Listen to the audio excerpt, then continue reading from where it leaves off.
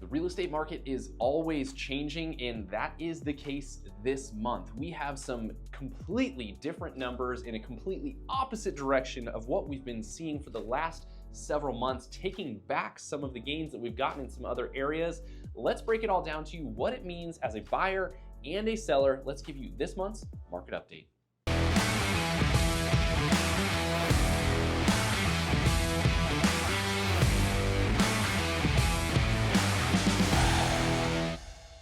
Hey guys, I'm Andrew Lewis, your local Temecula Valley realtor, and this channel is dedicated to all things Temecula Valley, from new construction tours to neighborhood spotlights to new things coming here to the valley. I want you and your family to know exactly what it's like to live here before you make the move.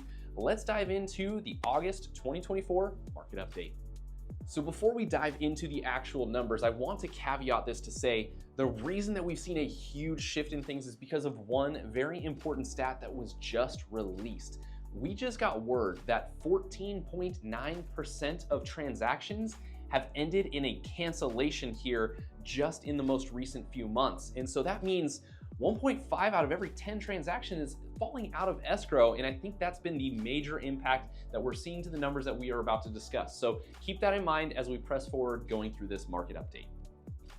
All right, first up, let's take a look at days on market. How many days is it actually taking a home to enter into the escrow process once it's listed for sale? And those numbers are up across the board. So days on market average right now for Murrieta, that is 32 average days on market. That is a huge jump from 25 days on market just the month prior.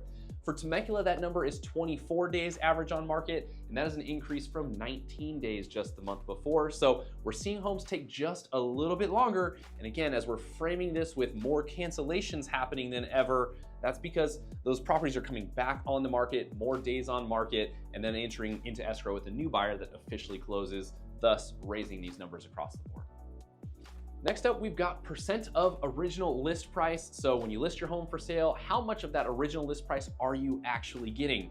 For Murrieta, that number is 98.5% of list price, and that is a drop from 99.2% the month prior. For Temecula, that number is 98.8%, and that is a full percent drop from 99.8% the month prior as well. So we're seeing these numbers come down just a little bit. I will say that our market is incredibly sensitive to overpriced listings right now. If you miss the mark by even $10,000, you could see your home sit on the market for weeks and weeks before you actually see an offer come through. Now let's talk about month supply. So this is the number that we determine whether this is a buyer's market or a seller's market. That balanced number is 6 months supply. If it's more supply, then it's a buyer's market. If it's less, then it's a seller's market. So right now that number for Murrieta, 2.8 months supply. So still in the seller's market territory. That is an increase from 2.5 months the month prior.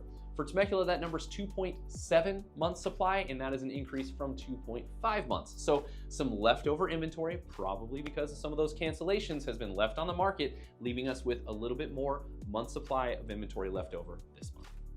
Now let's move into closed sales. So how many homes are actually selling in both of these cities? For Murrieta, that is 116 closed sales just last month. That is a dip from 156 closed sales the month prior, so that's actually a pretty low number from what we've seen in prior months. Temecula also saw a decrease. That number went down to 118 closed sales, a drop from just 120. So the most dangerously low level we've really ever seen there is below that 100 mark, and we're getting back to that. So fewer homes actually closed, and again, that kind of gives us some explanation for why there's some additional days on market, some additional month supply, because less things closed, because odds are quite a few of them actually canceled and rolled over into this month. And last but not least, probably the piece you were hoping to hear most importantly is that average sales price. And we actually saw those prices increase. Everything else went backwards this update, but average sales prices are up.